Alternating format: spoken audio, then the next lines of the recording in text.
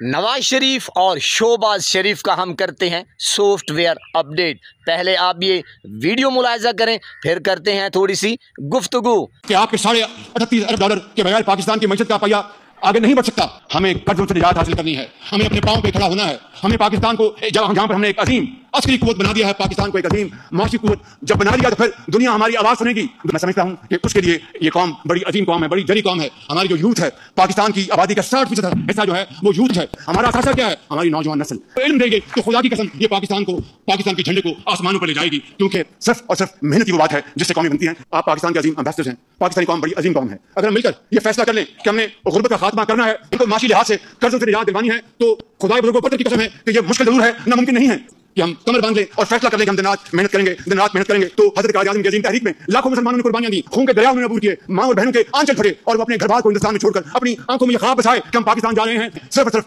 मेहनत और मानत और दयानत की बिना पर हमें मौका मिलेगा। यकीन करें कि ये वो ख्वाब हजरत कायद आज़म का। मेरे बुजुर्गों, मेरे भाइयों और बहनों, मैं आज आपको ये कहने आया हूं कि हम मिलकर इंशाल्लाह हम वो पॉलिसियां बना रहे हैं कि हम इंशाल्लाह कर्जों से निजात हासिल करेंगे। जब अपना काफिला अज़्म व यकीन से निकलेगा, जहां से चाहेंगे रास्ता वहीं से निकलेगा। वतन की मट्टी मुझे एड़ियां रगड़ दे, मुझे यकीन है चश्मा यहीं से निकलेगा। आगे बात करना चाहता हूं कि इत्तेहाद और इत्तेफाक ये शक अव्वल है, और इस वक्त मैं तफसील में जाए बगैर ये कहना चाहता हूं, इस वक्त अगर ये जंग जीती, अगर माशी इशारे बेहतर हुए और दूसरे जो डिप्लोमेटिक हमारी चीजें हो रही हैं, unity of thought and action, कि पाकिस्तान को हमने बनाना और अजीम बनाना है। और मेरा ये ईमान है कि ये होगा सिर्फ उस लम्हे की जरूरत है जब हम सब खड़े होकर फैसला कर लेंगे कि हमने पाकिस्तान को दुनिया की अजीम ताकत बनाना है। तो खुदा की कसम कोई बड़े से बड़ा पहाड़, दरिया, समंदर पाकिस्तान की तरक्की का रास्ता नहीं रोक सकेगा। जी मेरे पाकिस्तानियों, आपने ये वीडियो मुलाहिजा की और ये क्या फरमा रहे हैं, शोबाज की शोबाजियाँ सुनी और इनकी चलाकियाँ सुनी, थत्थे वज़ीर आज़म की आपने सुनी गुफ्तगू।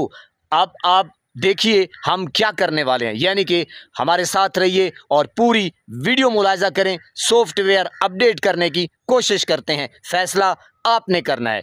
नवाज शरीफ ने अपना सियासी सफ़र 1981 में पंजाब के वज़ीर ख़जाना के तौर पर शुरू किया, फिर 9 अप्रैल 1985 को पंजाब के वज़ीर आला बने और 13 अगस्त 1990 तक इस ओहदे पर रहे। इसके बाद वो पाकिस्तान के वज़ीर आज़म 3 बार बने। पहली बार 6 नवंबर 1990 से 18 जुलाई 1993 तक, दूसरी बार 17 फरवरी 1997 से 12 अक्टूबर 1999 तक, जब फौजी कू की वजह से उनकी हुकूमत ख़त्म हुई, और तीसरी बार 5 जून 2013 से 28 जुलाई 2017 तक, जब वो नाअहल करार हुए। जी मेरे पाकिस्तानियों, इनके भाई शोबाज शरीफ पहली बार 20 फरवरी 1997 को पंजाब के वज़ीर आला बने और ये दौर 12 अक्टूबर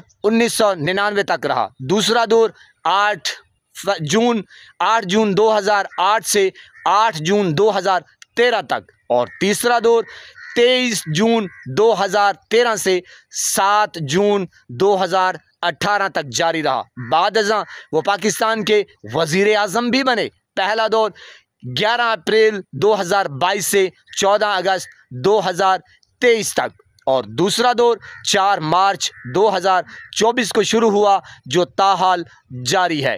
शोबाज शरीफ के बेटे, जी मेरे पाकिस्तानियों, शोबाज शरीफ के बेटे यानी कि हमज़ा शहबाज 30 अप्रैल 2022 को पंजाब के वज़ीर आला मुंतखब हुए, मगर सुप्रीम कोर्ट के फैसले के बाद 26 जुलाई 2022 को उनका दौर ख़त्म हो गया। नवाज शरीफ की बेटी मरियम नवाज साहिबा जी 26 फरवरी 2024 को पंजाब की तारीख़ में पहली बार ख़तून वज़ीर आला का ओहदा संभाला, जो ताहाल इस मंज़ब पर फाइज है। जी मेरे पाकिस्तानियों, गौर से सुनिए, ये कहानी है उस ख़ानदान की जिसने 4.5 दहाइयाँ, जी हाँ मेरे पाकिस्तानियों, 4 दहाइयाँ यानी कि पूरे 45 साल इस मुल्क के ऊपर हुक्मरानी की। कभी एक भाई वज़ीर आज़म तो कभी दूसरा भाई वज़ीर आला,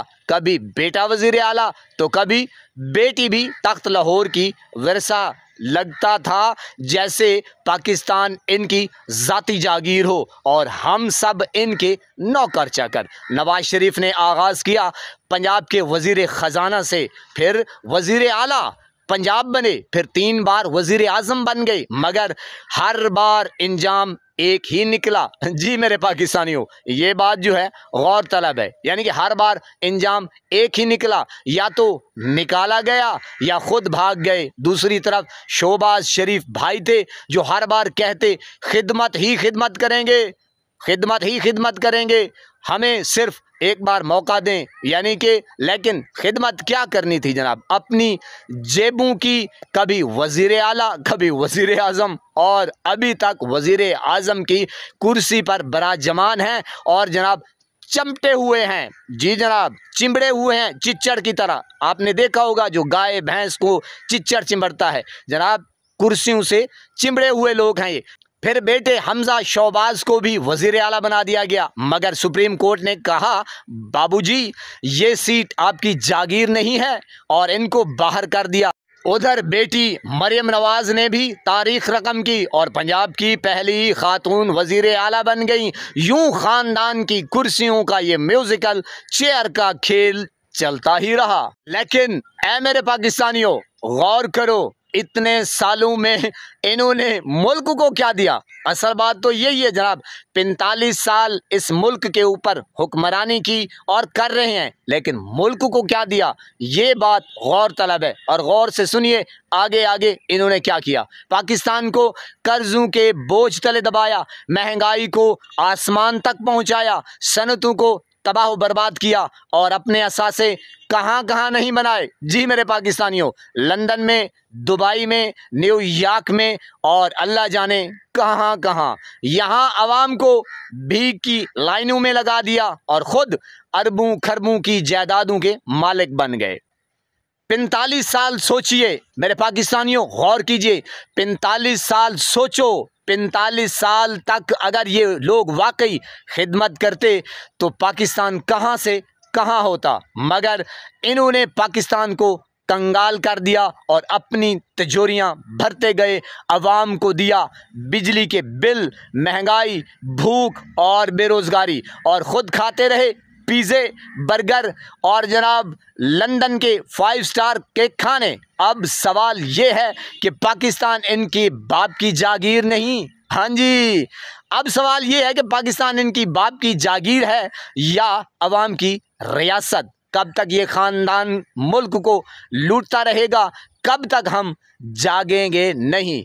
पाकिस्तानियों, अब वक्त आ गया है कि हम फैसला करें। जी सवाल तो है ना, आखिर 45 साल हो गए जनाब, अब वक्त आ गया है कि हम फैसला करें, क्या हम ये मज़ीद ग़ुलामी बर्दाश्त करेंगे या इस मुल्क को वाकई आज़ाद और खुशहाल देखना चाहते हैं। तो मेरे पाकिस्तानियों, इनको लातों से मारना होगा, ठुड्डे, जैसे नेपाल में देखा, श्रीलंका में देखा, और जनाब इनको ठुड्डे मारने होंगे, यहाँ से इनका खेल ख़त्म करना होगा। आपने देखा गरीब आवाम का इन लोगों ने फलूदा बना दिया।